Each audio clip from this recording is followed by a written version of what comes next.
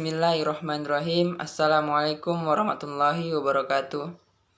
Nama saya Fahrul Dandi Rizmawan, NIM 0403183175. Saya dari Prodi Ilmu Al-Quran dan Tafsir.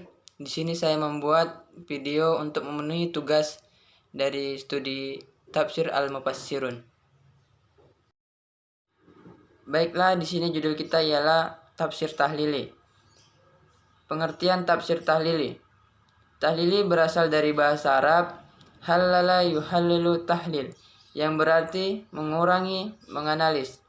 Tafsir tahlili ini adalah tafsir yang detail, merinci satu persatu setiap kata bahkan setiap huruf yang terdapat dalam tiap ayat.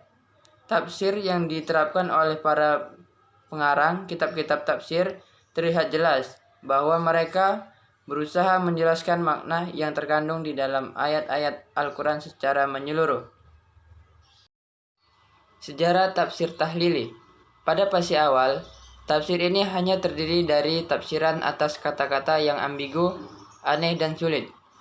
Tafsir tahlili terdapat kata-kata secara kebahasaan.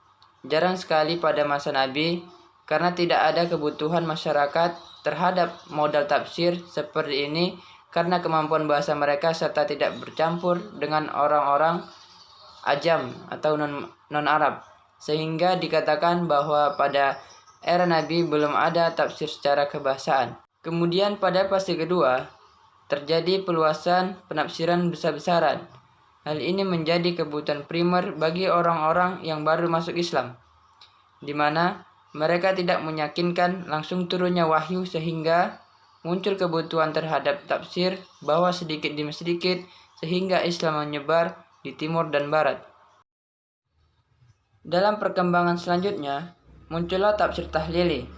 Setelah ilmu-ilmu keislaman dibukukan, muncul ilmu baru yang berkhidmat pada Al-Quran, mulai analisa nas ayat Al-Quran dengan bentuk yang lebih luas.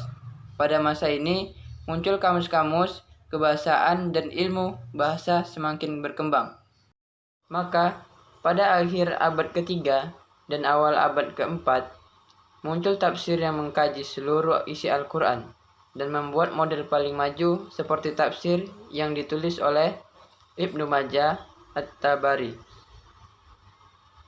Metode tafsir tahlili merupakan metode penafsiran Al-Quran yang digunakan oleh para mufassir klasik dan terus berkembang hingga saat ini.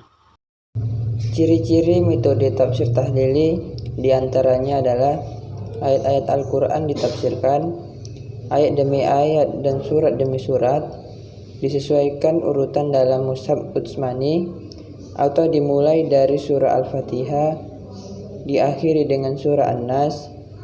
Mufassir menguraikan kosakata, lafaz dan menjelaskan arti yang ditetapkannya. Dan beberapa kelebihan dari tafsir ini adalah dapat mengetahui dengan mudah tafsir suatu surat atau ayat, karena susunan tertib ayat atau surat mengikuti susunan sebagaimana terdapat dalam mushaf. Selanjutnya, mudah mengetahui mushaf korelasi antara suatu surat atau ayat dengan surat atau ayat lainnya.